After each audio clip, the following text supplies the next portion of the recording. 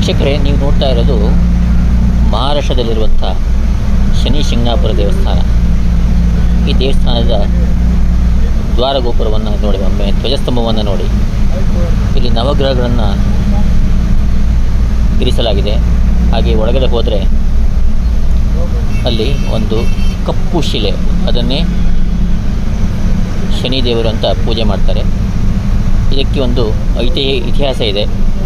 ಇದನ್ನು ಈ ಶನಿ ವಿಗ್ರಹವನ್ನು ಎತ್ಕೊಂಡು ಬರಲಿಕ್ಕೆ ಅಳಿಯ ಮತ್ತು ಮಾವ ಇಬ್ಬರೇ ಬರಬೇಕಂತೆ. ಹಾಗೆ ಎತ್ತುಗಳಲ್ಲೂ ಅಳಿಯ ಮತ್ತು ಮಾವನ ಎತ್ತು ಅದೇ ಥರ ಬರಬೇಕಿತ್ತಂತೆ. ಹೀಗಾಗಿ ಇದೊಂದು ವಿಶೇಷವಾದ ಒಂದು ದೇವಸ್ಥಾನ.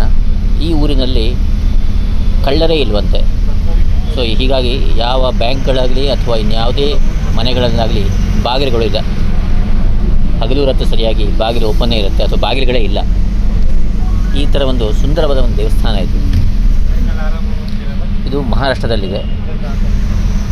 ಈ ಶನೀಶ್ವರ ದೇವಸ್ಥಾನಕ್ಕೆ ಪೂಜೆ ಸಲ್ಲಿಸಿದರೆ ನಿಮ್ಮ ಅಭೀಷ್ಟಗಳು ನೆರವೇರುತ್ತೆ ಅನ್ನೋದು ವಾಡಿಕೆ.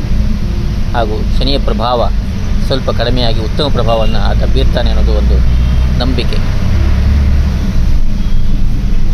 ಮೊದಲಿಗೆ ಈ ಶನೀಶ್ವರ ದೇವಸ್ಥಾನದ ವಿಶೇಷ ಅಂದರೆ ಈ ಕಲ್ಲನ್ನು ಏನು ಇಟ್ಟಿದ್ದಾರೆ, ಅದಕ್ಕೆ ಗರ್ಭಗುಡಿ ಅಂತ ಇಲ್ಲ. ಇದು ಹೊರಗಡೆನೇ ಇದೆ, ದೇವಸ್ಥಾನದ ಹೊರಗಡೆನೇ ಇದೆ. ಇಲ್ಲಿ ನೀವು ಕಾಣಿಸ್ತಾ ಇದೆಯಲ್ಲ, ಇದೇ ಶನೀಶ್ವರ ದೇವಸ್ಥಾನದ ಗೋಪುರ.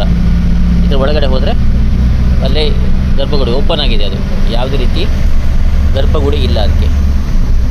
ನೀವು ಒಮ್ಮೆ ಭೇಟಿ ನೀಡಿ ಶನೀಶ್ವರನ ಕೃಪೆಗೆ ಪಾತ್ರರಾಗಿ.